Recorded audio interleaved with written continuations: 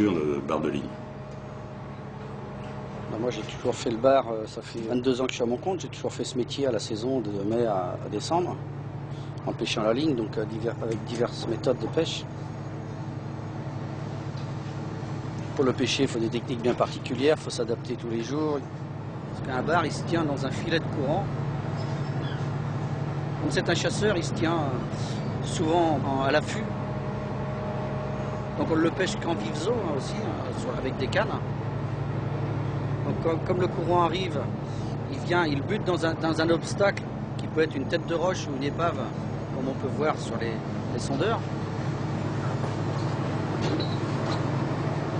Lui, il est caché derrière et tout ce qui passe, il monte et il le gobe. Si vous placez mal le bateau, votre ancre n'est pas bien mise, on n'est pas dans le bon filet de courant, on pêche très peu de poissons. Si on arrive à se placer bien, donc ça devient assez technique, heureusement on a des appareils aujourd'hui qui nous améliorent ça, on arrive à se placer dans les bons filets de courant et ça se tient à quelques mètres près. Donc c'est ce qui fait aussi cette richesse et cette bagarre. Et aujourd'hui, quelquefois on voit le poisson, il fait le tour du bateau, on ne le prend pas. Mais c'est aussi intéressant des fois, c'est même intéressant que de le voir. On sait que demain on le retrouvera à cet endroit-là. C'est pas la pêche, on travaille à la chaîne, on défait un filet dans un filet, le poisson sans arrêt on le décroche ou on tape avec un truc. C'est plus d'industrie, c'est vraiment de l'artisanal. Il faut le sentir. Il faut aussi celui qui pêche, qui sente avec ses doigts son plomb qui est sur le fond, sinon il est accroché. Ou si c'est un poisson, savoir faire la différence. Ça, c'est pas forcément donné à tout le monde d'avoir cette sensation. Donc ces choses-là, si tu les sens pas, tu pêches pas.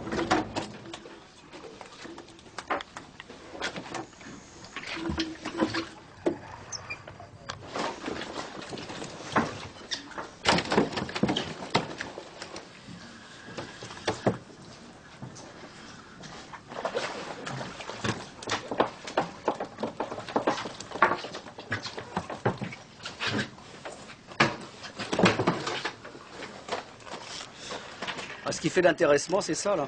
On se bagarre avec notre canne. Donc, quand on le pêche à la ligne, en fait, il ne garde pas à l'intérieur la nourriture. Il rend sa nourriture quand il est pris sur un hameçon.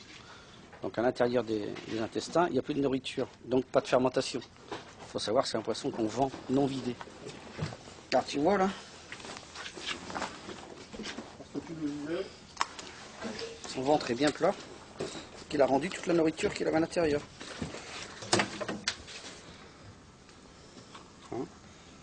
Et ce poisson-là, dans 3 heures, il a la criée. C'est ce qu'il va faire aussi, sa qualité. Il va être encore vivant pendant 2-3 heures. Et demain matin, il sera vendu. Dans les années 90, on a eu une crise à la pêche. Et il y a le bar d'élevage qui est arrivé sur le marché et qui nous a un peu concurrencé au départ. Donc nous, on a été obligés de s'adapter à ça. Et on a fait un label, genre de label du bar, pour faire reconnaître notre produit, que le consommateur soit bien au courant de ce qu'il mange, pêché par des gens qui pêchent de façon très artisanale et avec du cœur, avec tout leur savoir, toute leur passion. Le poisson, il doit avoir moins de 24 heures de mer. Il ne doit pas passer par la glace avant de le mettre à la criée. À Noirmoutier, en fait, on a tous ces produits du terroir, tous les produits de la mer, donc l'ostréiculture, la pêche. C'est pas que la pêche au bar, c'est aussi la pêche à la sole, et c'est aussi la pêche au merlu qui se développe, vu les quotas de sol d'aujourd'hui. Si on prend l'élevage, on a aussi les élevages de bar, les élevages de turbo. On a le sel qui l'accompagne. Et bien évidemment la pomme de terre pour accompagner tout ça. Donc l'idée est venue de s'associer, de créer les saveurs de Noirmoutier, envoyer notre image de Noirmoutier, du terroir, et valoriser tout ça.